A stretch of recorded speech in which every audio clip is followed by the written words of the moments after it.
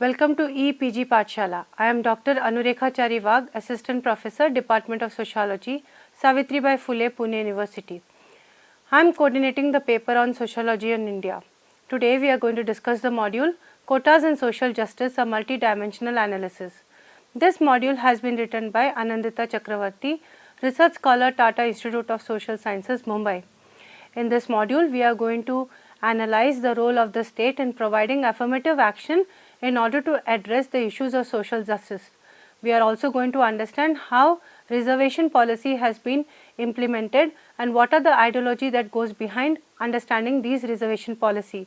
And while understanding the reservation policy, we will focus not only on caste reservation but also gender, including that of the minorities. Introduction. This module seeks to analyze reservation in various arenas, namely education, politics and employment. In doing so, it throws light on how reservation in the form of affirmative actions are designed, resulting in caste, gender reservation, tribal reservation, reservations based on disability, and those of the minority. The module situates the debate on the reservation within the larger issues of justice and equality, linking it with the institutionalization of justice in the form of affirmative action, and also attempts to bring out the complexities that exist and emanate in designing and defining quotas. Overview. Reservations has been a controversial issue in Indian polity. Much of the controversy is inherent in the subject due to its complexity. The intensity of the controversy has varied with differences in social locations and context. Different kinds of reservations have evoked equally different kinds of responses from the society in general. Reservations for scheduled castes and scheduled tribes did not evoke much opposition at the time of independence or even after, as has happened in the case of the so-called other backward classes, technically known as socially and educationally backward classes. Indian masses and intelligentsia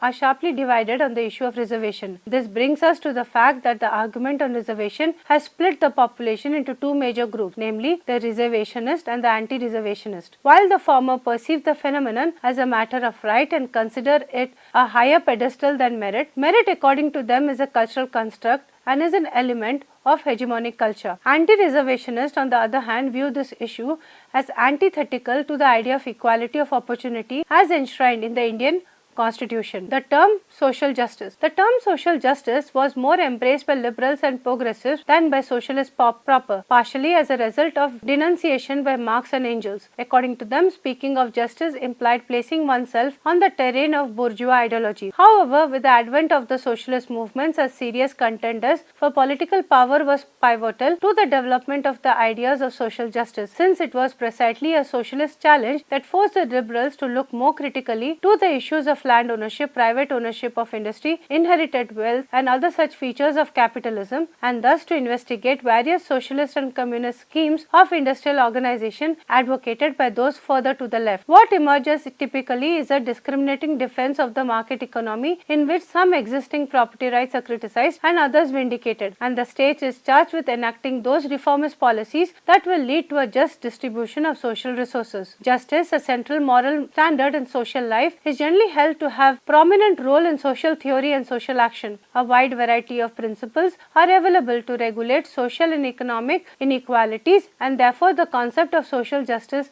is a subject of great dispute. Among the variety of concepts and theories advanced in this way, those of merit, entitlement, equality of outcome, equality of opportunity, need and functional inequality seem to be most relevant to sociologists. Reservations. Protective discrimination or reservations have three important components, namely political reservations, educational reservations and employment reservations. Political reservations. Articles 330 and 332 provide for reservations of seat for scheduled caste and scheduled tribes in the Lok Sabha and the legislative assemblies of the state. Initially, the reservations were for 10 years. One of the purposes of providing such political reservation was to enable the scheduled caste and the scheduled tribe members to voice the grievances of the oppressed sections in general and scheduled caste and scheduled tribe in particular. They were also expected to bring pressure on the government with a view to rectify the injustice done to the communities. However, they are faced with a cruel dilemma. If they ventilate the grievances of the communities, they are branded as Harijan or Adivasi leaders, and if they are alleged to be adopting an elitist attitude and ignoring the Brethren. However, according to Shah, very little effort has been made by them to develop political consciousness to fight for the rights and against injustice in their followers. Be it noted that what is true of the SC/ST members is also true of most of the non-SC/ST elected representatives as well. Educational reservations. As Karuna Chanana points out, out women, Muslim, scheduled caste and tribes are disadvantaged in higher education. She bases her conclusion on the basis of their enrollment in higher education, although several other dimensions could have been selected for illustrating their educational backwardness. Each of these categories is not monolithic and educational disadvantages vary within as well as across these categories. This situation exists in spite of constitutional provisions in favor of the scheduled caste, scheduled tribes as well as for the Muslim. The official documents such as the reports of various committees and commissions appointed by the Government of India since independence have reflected a consistent view about education as a major instrument of social mobility and advancement for the weaker sections. According to Chanana, the national policy on education had underscored the twin dimensions of education, namely the removal of disparities and equalization of educational opportunities. Strategies are outlined separately for women, the scheduled caste, scheduled tribes and minorities.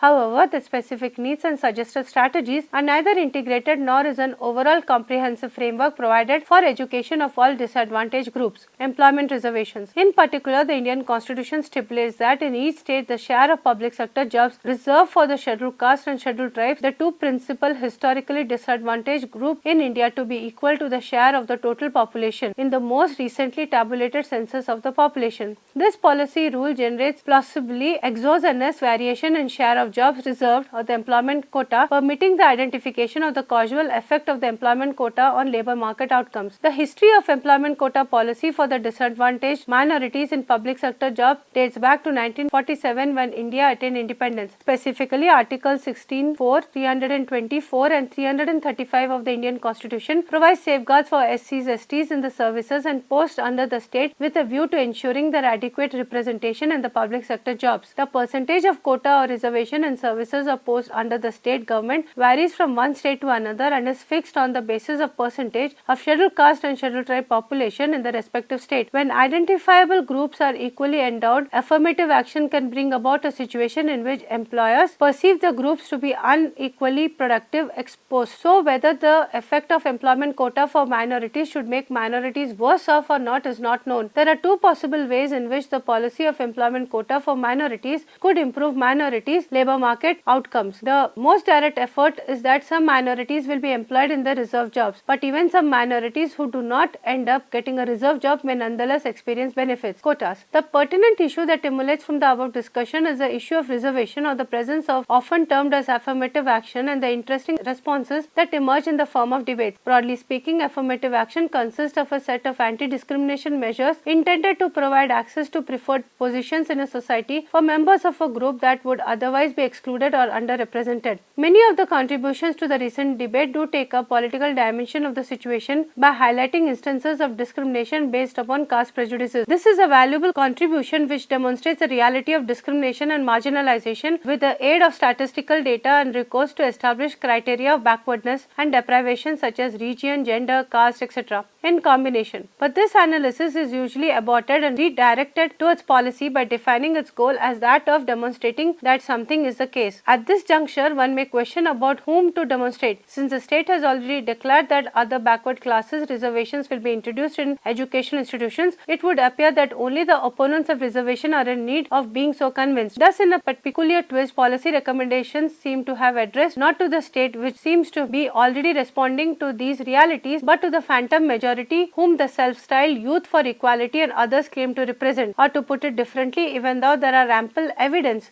of the state's character has undergone significant change since the foundation of the Republic, it is still addressed in its early essentially managerial form, the one that is meant when people speak of the idea of India. Invariably, we note that the evidence of discrimination is usually channeled into an argument about deprivation. Social divisions with structural consequences are translated into a language of common measure of access to public goods, thus in a way disorienting the political analysis. The shift of discrimination which points to social divisions with structural consequences to deprivation a lack that may be compensated. It's symptomatic of policy approach which does not examine social divisions or inquire into the consequences for an understanding of the Indian society or democracy. It attempts to find a solution to a crisis. The fundamental question is, how do the state and its advisors perceive the crisis generated by the struggle for reservation, and by contrast how it might be perceived from the point of view of a democracy to come. Reservations are designed and imposed imposed by the government on a number of grounds, namely class, gender, religion, tribe, belonging, and physical disability. In the following sections, we will deal with each of these categories separately and assess and analyze the emerging reality. Reservations for scheduled caste and scheduled tribes were a foundational necessity for the republic to come into being. In civil society discourse, this was usually and still is considered a full and final settlement of a historical debt, after which caste would cease to be a political issue. Caste violence and other evidence of continuing caste discrimination and oppression thus came to be seen as a social rather than a political problem. On the other hand, the state maintained a predominantly non-interventionist stance in relation to communal relations reminiscent of the colonial stance. It managed to sustain for some time the illusion of a modern polity moving steadily towards early decades, and their intelligentsia that they were authorized by the social contract was not shared by a majority of population. The country witnessed the return of the unresolved political questions of separate electorates, or rather the unresolved political questions of which the separate electorates demand was a symptom, seem to have found a new way of re-entering the political agenda. Caste groups began to mobilize with renewed energy, though not exclusively within the framework of a parliamentary democratic system. The politics named caste as a principal axis for the distribution of status, wealth, and knowledge. Movements like the Dalit Panthers and the Dalit Sangharsh Samiti of the 1970s and later many political parties called for a sharing of power, which they regard as having been on a caste basis. The idea of a Bahujan Samaj is a new and poses those who have been excluded or expropriated as the actual majority. The success of these newly emerging movements and political parties showed that the assumption of unified and homogeneous policy was ill-founded. There was no singular political subject. The task of forging such a new community remains a task for the future. Ethnic quotas are often expected to induce distribution of material benefits to members of disadvantaged groups. Yet the presence of an ethnic quota does not imply that political mobilization takes place along ethnic lines. Cross-cutting affiliations within multi-ethnic party organizations may lessen the tendency of politicians to target benefits to particular ethnic groups. In this article, we will evaluate the impact of quotas for presidencies of village councils in India, a subject of considerable recent research. Drawing on fine-grained information from survey of voters, council members, presidents, bureaucrats, and using a national experiment to isolate the effects of quotas in the states of Karnataka, Rajasthan, and Bihar,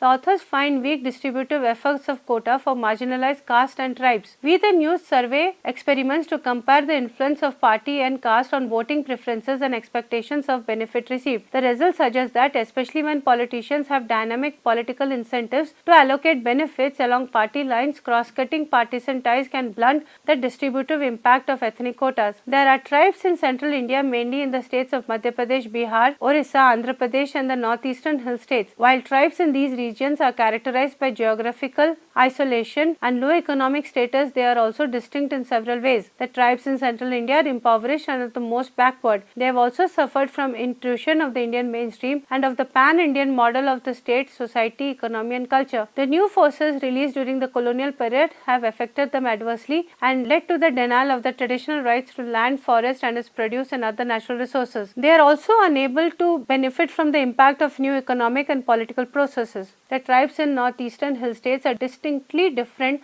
since they are not as poor or oppressed as those in central India. They have had more education due to longer exposure to missionary activity. In these regions, tribals have been a majority. Therefore, the oppression of untouchability did not affect them. These societies are not characterized by extremely hierarchical social division of Hinduism and therefore were not unequal as a mainstream Indian society. However, they share marginalization with other tribals. The tribals of both these categories are included in the category of scheduled tribes. Gender and reservation. Sexuality is an issue that has created social divides. Sexual minorities have been oppressed in our society on the ground of them being deviant. Their existence has been listed as unnatural. Therefore, the issues related to the rights of sexual minorities also do not find a place in the top agendas of the government and of human rights movement. The issue is often lost in the complexities of problems that a society faces. Reservation and transgender. A public interest litigation that has alleged that the transgenders have been deprived of many of the fundamental rights which others enjoy as citizens. A PIL has also sought reservation for transgenders in education institutions, job opportunities in private and public sectors. The transgenders are deprived of social and cultural participation and are shunned by family and society,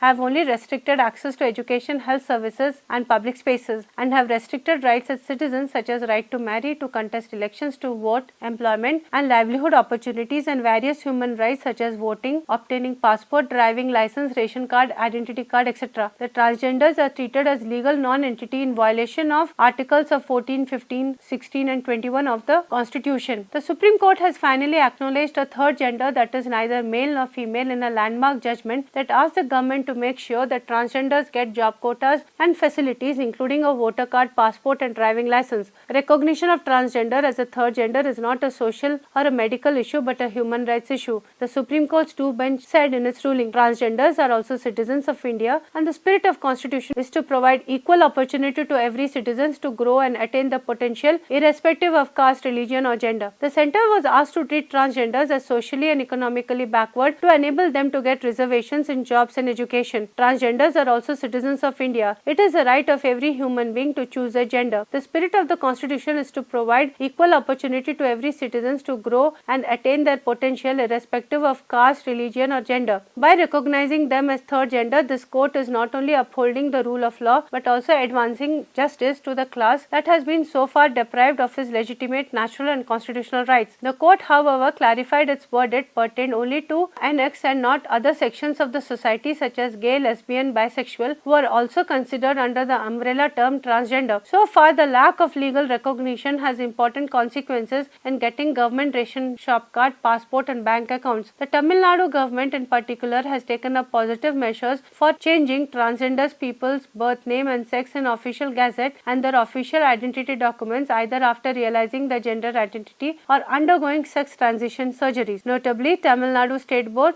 through its Transgender Welfare Board constituted a district level screening committee in each district to certify and provide an identity card which specify name, address, etc. This effort is touted to be the first in India and even in the whole Asia Pacific region. After its inception in 2008, the board is projected to address a variety of concerns of transgender people that includes education, income generation and other social security measures. Transsexuals were granted the right to vote only in 1994. Under the Election Commission now recognizes the gender under the others category only after a transgender was elected as a mayor in Katni, Madhya Pradesh, which had to be nullified due to gender issues. There are various NGOs, non-governmental organizations which have been working for the upliftment of transgenders. Some of them provide professional training to financially empower them. But these small steps will become effective only when people have had more open-minded approach towards them. Till the time they are looked down upon and the third sex does not come at par with the remaining two sexes, transgenders will continue to live a life full of ignorance, negligence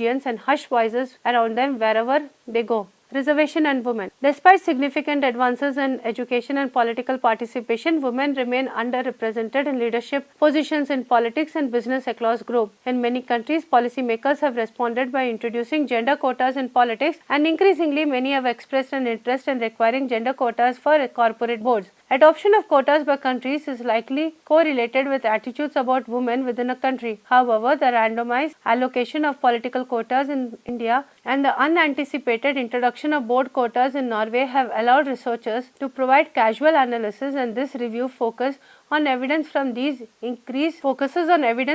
two settings. Indian evidence demonstrates that quotas increase female leadership and influences policy outcomes. In addition, rather than to create a backlash against women, quotas can reduce gender discrimination in the long run. The board quota evidence is more mixed. While female entry on boards is correlated with changing management practices, this change appears to have adversely influenced short-term profits. Whether this is partly driven by negative perceptions of female management choices remains an open question. Returning to the broader cross-country context, we find evidence in many settings that political and corporate entities often act strategically to circumvent the intended impact of the quotas. Consistent with this, we report suggestive evidence that the design of quota and selection system matter for increasing female leadership. Equitable representation of women in the highest decision-making body is urgently required measure to empower women politically. No nation could stand proud if it discriminates against any of its citizens, and no society could claim to be a part of the modern civilized world unless it treated its women at par with the men. In keeping with the point of providing gender equality in the political arena, the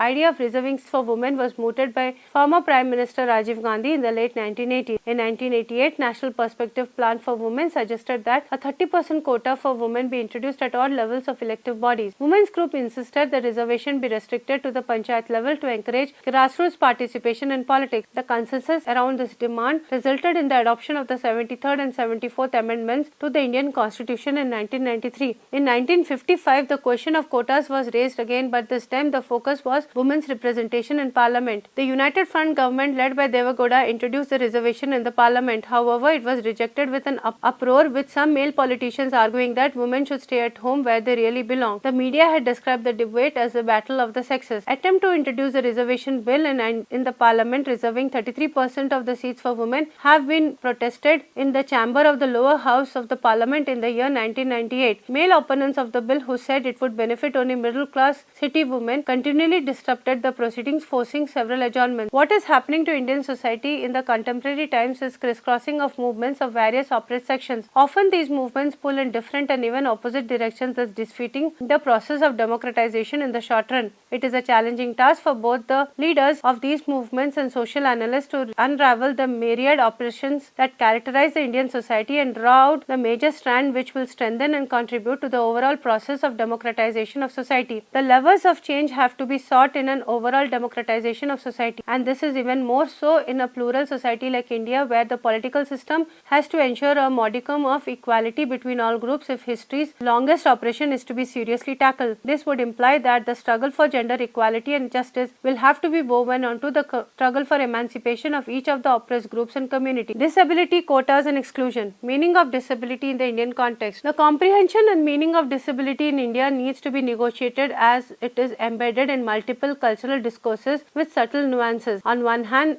is the assumption that disability implies a lack or a flaw leading to significantly diminished capability. Another theme in the narrative depicts disabled people as suffering the wrath of God, being punished for misdeeds that either they or their families have committed. One of the mothers was told by the family member, "All this has happened because I gave you a shrap, curse. If you had been nice to me, I would not have felt the need to curse you." For the mother, the consequential guilt of responsibility for the child's disability is not difficult to conceptualize. Disability thus is perceived as a retribution for the past. Yet another strand conceives of disability as eternal childhood, where survival is contingent upon constant care and production. Here the emphasis is on the images of dependency, therefore reinforcing the charity pity model. The list thou not exhaustive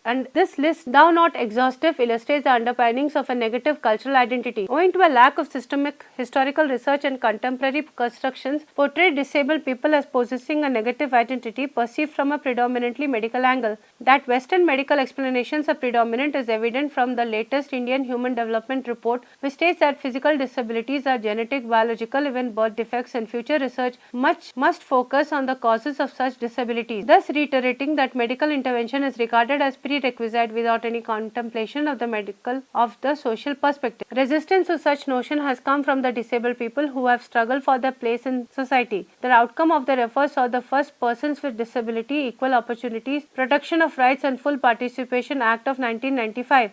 Thou notified some years ago, the Act still awaits proper implementation. Notwithstanding this legislation, the state has continued to be apathetic. The physical environment is largely inaccessible and information is restricted. There is only one sign language news bulletin per week for people with hearing impairments. The range of reading materials and technological advancement is extremely limited. A proper census is vital for policy planning and fund allocation and is more accurate than sample surveys. The reality on the ground is that Census 2001 has revealed that over 21 million people in India are suffering from one or other kind of disability and remain outside the ambit of mainstream Indian society. Their lives remain mired in vicious patterns of helpless cynicism, political inertia, and poor social innovations that offer no long-term solution. Inequalities and deficiencies in life experiences tend to affect individuals' expectations and desires, since it is difficult to desire what one cannot imagine as a possibility. The state continues to rely on voluntary sector for the provision of basic services for disabled people, although this sector can barely cover even a minuscule proportion of those in need. However, the most dangerous and widespread threat to disabled people comes from a less dramatic source of poverty: minorities and reservation. While the scheduled caste and scheduled tribes can be identified on the basis of caste and tribes prepared by the government, the term minority has not been given a clear definition in the Constitution. Minority is generally used to designate a category of people distinguished on the basis of ethnic, racial, linguistic, political and religious identity. Numerical minority is an additional and not an exclusive dimension. However, in their reports, the High Power Panel 1985 and the Minorities Commission refer mainly to religious minorities. Here too, the term minority is used to refer to religious minorities. Minorities in India enjoy the guarantees of equality before law under Article 14 of the Indian Constitution. Article 15 prohibits discrimination on grounds of religion, race, caste, sex or place of birth, while Article 16 assures equality of opportunity in matters of public employment. Article 29 guarantees the rights of minorities to conserve the language, script and culture, while Article 30 gives the right to establish and administer educational institutions of their choice, whether based on religion or language. These include provision of adequate facilities for instruction in the mother tongue at the primary stage. However, it directs that these institutions will not impart religious instructions if they receive state funds. While there is considerable heterogeneity among the religious minorities in terms of class, regional culture, language and caste affiliation, there are certain similarities among the minorities and scheduled castes, as mentioned earlier, more so among the Muslims and Neo-Buddhists. The High Power Panel mentions that some minorities and other weaker sections formed an overwhelming part of the poor, that is, a majority of those below the poverty line. For example, the Muslims or the scheduled caste who are artisans, as are the Sikhs. Therefore, the two religious communities that are really disadvantaged are the Muslims and Neo-Buddhists. While a majority of Neo-Buddhists are scheduled castes, the position is covered by a discussion on the scheduled caste. Concern with protecting the distinct cultural heritage of religious minorities was reflected in the constitutional provision which allowed them to set up separate educational institutions. This also indicated recognition of cultural pluralism within the Indian society. The National Policy on Education states that some minority groups are educationally deprived or backward. Greater attention will be paid to the education of these groups. This will naturally include the constitutional guarantees given to them. Simultaneously, all possible measures will be taken to promote an integration based on the appreciation of common national goals and ideals. The NPE states that female literacy and enrollment of girls are the lowest among educationally backward minorities. Information on the education of religious minorities at the all India basis or at the provincial level is not available since independence. Government agencies cannot collect information on caste except scheduled caste and religion, or if they do so for census purpose, a simple head count is provided of the population by religion. It is not subclassified by literacy, education or other parameters. Information from different sources has been put together and school level data has been used for want of information on higher education to indicate trends. Communal, that is religious quotas, are burdened by a especially dangerous history in the 20th century India. One argument that this former ruling elite minority had fallen behind Hindu majority in accepting modern education. British colonial authorities had awarded Muslims separate reserved seats in legislatures and separate electorates, and also percentage in civil services was provided to reflect their percentage in the population. There is a good evidence that these gestures were actually intended to perpetuate British rule by classic strategy of divide and rule, and separate electorates certainly encourage communal appeals to voters of the minority community. Another fairly direct result can be traced to the Pakistan Resolution of 1940 and partition in 1947. Whether a Muslim minority with a quarter of population in an united Indian successor state would have been better off than the 10% left in the Republic of India after separation of Pakistan is a matter of speculation. Quotas limited in scope. Ashwini Deshpande enumerates the following points with regard to assessment of the affirmative action. Firstly, it reveals that in presence of discrimination, labor markets do not function efficiently. Indeed, there are strong discriminatory losses in the earnings among the subaltern group. Secondly, while nowhere in the world has affirmative action proven to be sufficient enough to close the gaps between the privileged and the oppressed, there is enough evidence to suggest that the gaps would become larger in its absence. For a program which has been extremely contentious and marked by extensive litigation and projects, there are surprisingly few rigorous empirical assessments of its impact. All the standard anti-affirmative action arguments have been invoked in the Indian context, but with virtually no empirical backing. Before listing the argument, we should note that arguments against OBC reservations are not as same as those against SC and ST reservation. Now there are considerable overlap in the two sets of arguments. The difference between the approach to the OBC quotas and the SC/ST quotas arises primarily because of the assessment about the nature and the extent of deprivation and marginalization of the two groups. Thus, the support for the SC/ST quota might not naturally translate into support for the extension of the reservation towards OBC, where an argument for a more nuanced gap has been made. The main conclusions of Galanter's argument is, firstly, the program has shown substantial redistributive efforts in that access to education and jobs is spread wider in the caste spectrum than earlier, although redistribution is not spread evenly throughout the beneficiary group. There is evidence of clustering, but Galanter believes that these reflect structural factors since better situated enjoy a disproportionate share of the benefits in any government programs, not just the affirmative action programs. Secondly, the vast majority of the Dalits are not directly affected by affirmative action, but reserve jobs bring a manifold increase in the number of families liberated from subservient roles. Thirdly, in the short run, beneficiaries might be singled out and experience social rejection in offices, college, hostels, and other setups where they are introduced through affirmative action. However, in the long run, education and jobs weaken the stigmatizing association of Dalits with ignorance and incompetence. Fourthly, reserve seats do provide representation to SCs and STs in legislative bodies, but that may not get reflected in enhanced targeted policies towards group for several reasons. First, these candidates are elected by common electorate and hence SC/ST candidates have to appeal to a wider multi-group electoral constituency and tailor programs accordingly. Secondly, these candidates typically belong to political parties which have a larger agenda than that of Dalit empowerment, which their elected representative, including Dalits, have to reflect on. Affirmative action has kept the beneficiary groups and the problems visible to the educated public, but it has not motivated widespread concern for their inclusion beyond what is mandated by the government policy. Conclusion: most social scientists today agree that identity is a social construction and not a primordial given. They also agree that the state, through its power to dominate discourse, is a key agent in the process of identity construction. The tangible effects of affirmative action differ, however, from what the social construction theory predicts. The backward classes never had emerged as a viable entity. What has emerged instead was a multiplicity of castes. The government's prolonged attempt ever since independence to construct the backward classes only has reinforced the caste system. The logic of affirmative action explains this unintended outcome. In this module on quotas and affirmative action, it is very important to understand how to conceptualize quotas and the affirmative action. What is very important for us to understand that when we talk about the reservation policy, especially in terms of its affirmative action policies, there are two sets of arguments, one pro-reservation policy and one anti-reservation policy.